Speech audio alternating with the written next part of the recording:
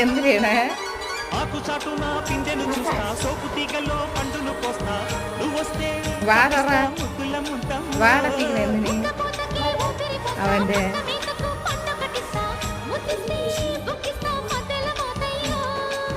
ఓలమ్మో పుకారులు షికారుగా రావమ్మో ఎదలే ఎడెక్కిస్తే ఎట్టాబులమ్మో